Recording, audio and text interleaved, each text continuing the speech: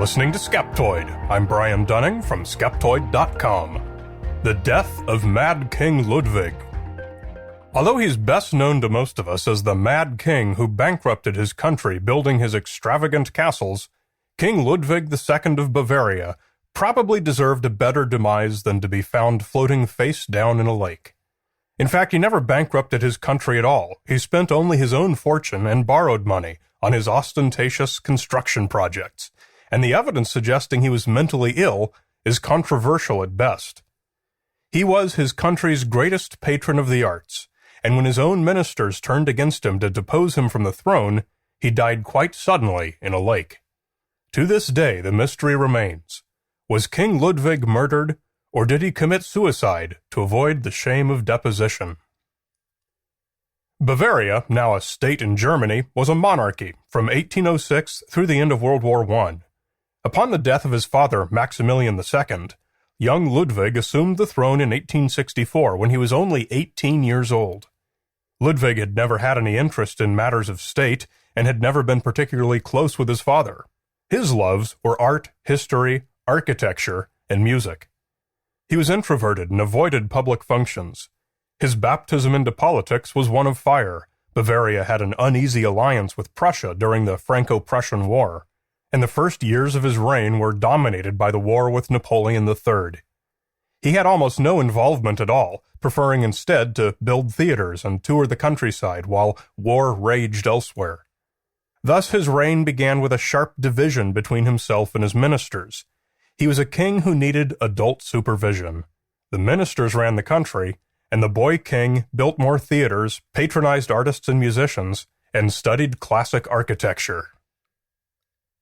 Ludwig's projects included the famous cliff-top Neuschwanstein Castle, the fabulous Linderhof Palace with its underground artificial lake and grotto, Herrenchiemsee, a replica of the Palace of Versailles, plus a number of smaller castles and additions to the royal residence palace in Munich. The Bavarian people loved their king who lavished them so well and built so many wonderful things. He was given nicknames such as the Dream King, the Swan King, and the Fairy Tale King. Ludwig obtained loans for his construction projects and demanded more and more loans until the finance minister finally had to refuse. Compounded by his disdain for the duties of his office, Ludwig's hunger for more construction finally brought his house down. The prime minister, Baron Johann Lutz, decided to act. He planned to constitutionally remove Ludwig from office before Ludwig could start his grandest projects yet: a Chinese palace in Austria and a Byzantine palace that would have been the largest building in the world, built of marble and gold, and based on the Grail Temple from Wagner's opera Parsifal. If Lutz could prove that Ludwig was insane, he could be legally removed from power on that basis. Lutz obtained the cooperation of Prince Luitpold, the king's uncle, who agreed to take over only if Lutz could prove beyond any doubt that the king truly was incapacitated by insanity. Lutz and the other ministers impaneled 4 eminent German psychiatrists, led by Dr. Bernhard von Gudden. Count von Hohenstein, a leading attendant to the king, turned against him and went to great lengths to obtain anecdotes and reports from the staff that depicted Ludwig in a negative light. The commission spent 2 months assembling their report, which found him afflicted with chronic and incurable madness. Its specifics were largely based on the reports wrung out of people by von Hohenstein. Not one of the psychiatrists ever actually examined Ludwig, who was by now 40 years old.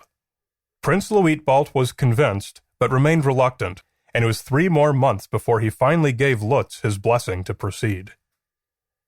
For 2 days in June, Luitpold's men laid siege to Neuschwanstein, wherein Ludwig brooded. He spoke often to his closest servants about suicide and drowning himself, and kept asking for the key to the castle's highest tower, from where he might cast himself to the death he believed his soul would survive. Then on June 12, 1886, Dr. von Gudden, having been informed of Ludwig's plan, tricked Ludwig into a trap by giving word that the key had been found, and Ludwig was captured and arrested halfway up the tower on his way to jump.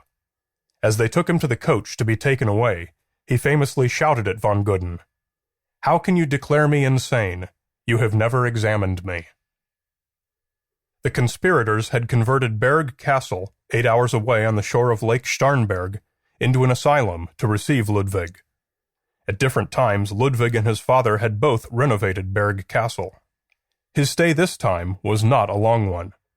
On his first morning, Ludwig and von Gudden took a walk, accompanied by 2 wardens. Upon their return, von Gudden wrote that the treatment was going well and the patient already seemed quite normal. An almost unbelievable comment from a doctor who had removed him from power due to insanity less than 24 hours earlier. They took another walk just after 6 p.m., intending to return in time for an 8 o'clock dinner. This time, no guards accompanied them, but no clear record exists as to why von Gudden would have allowed this. They disappeared from the castle's site at 6:30, and were never again seen alive. By 9 o'clock it was raining heavily, and a search was underway. An hour later, in the wind and rain, the bodies were seen floating face down in the lake, in waist-deep water. Von Gudden's forehead was deeply injured, but the king bore no marks, and desperate attempts to resuscitate him failed.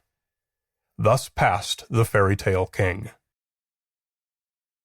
So the question that has attended this misfortune has been asked ever since: was Ludwig murdered, or did he commit suicide?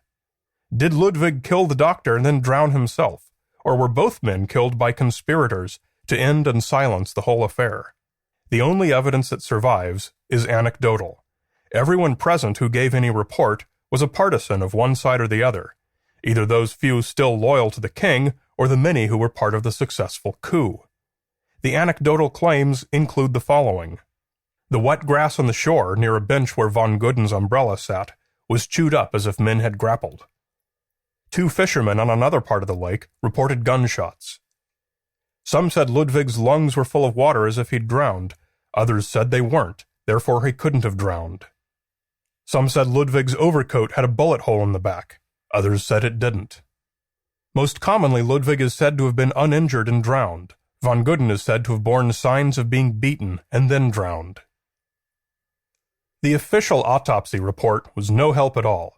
It was clearly a partisan document intended to prove Ludwig was insane, and did not even pretend to identify a cause of death. The bizarre document didn't even consider the condition of the body or any possible injuries. Instead, it focused on the measurements of his skull and brain. The arachnoid on both convexities of the cerebrum was thickened and milky-looking. At one place, above the junction of the left first frontal and the ascending frontal, the pis and arachnoid membranes had become thickened and raised by fibrous proliferation. And so on, finally concluding, the account thus given apparently does reveal degenerative changes. Taken in connection with the personal and family history, they place the insanity of the king beyond all reasonable doubt, and make it quite unnecessary to suppose that there was any dark conspiracy in connection with this tragic end. The testimony of those closest to Ludwig, who spent the final days at his side at Neuschwanstein, make it seem definite that Ludwig was clearly suicidal and even wanted to drown. This is really about the only point that is agreed upon by Ludwig's friends and the deposing government.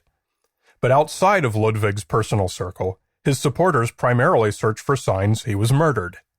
Even as recently as 2007, a Munich businessman revealed that 50 years ago, when he was 10, his mother had taken him to a tea party where a countess with connections to Ludwig's family had shown everyone an old coat with 2 holes in the back, claiming it was the one Ludwig had worn the night he was shot. The press trumpeted it as new evidence, even though it was merely an anecdote, a highly suspect and improbable one at that. Really, as part of their master conspiracy to cover up the murder, the government gave the bullet-ridden coat to Ludwig's family and allowed them to freely exhibit it? The unfortunate fact about Ludwig's death is that no evidence was ever properly collected that would allow the case to be solved. Whatever evidence did exist was either ignored or deliberately not reported, possibly even covered up. The body was only ever under the control of the deposing government, so they had every opportunity.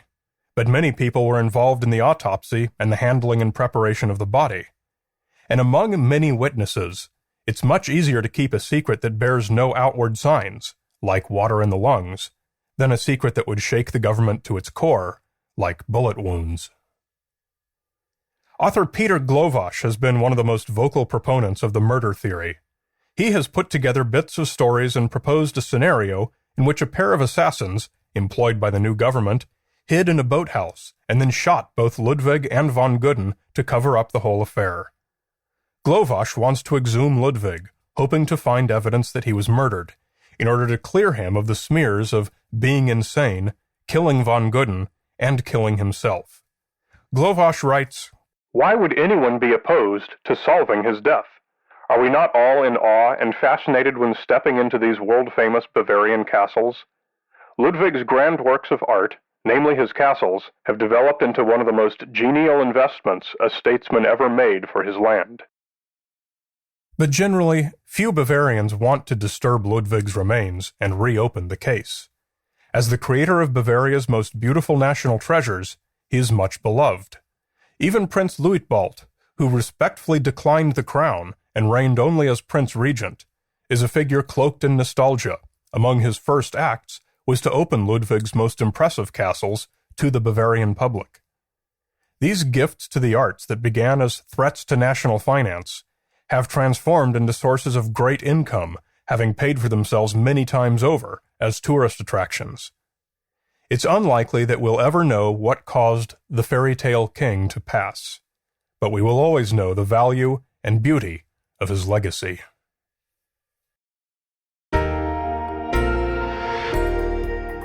Want more? If you use Twitter, follow me at Brian Dunning to get the daily Skeptoid and much more. You're listening to Skeptoid, a listener-supported program. I'm Brian Dunning from Skeptoid.com.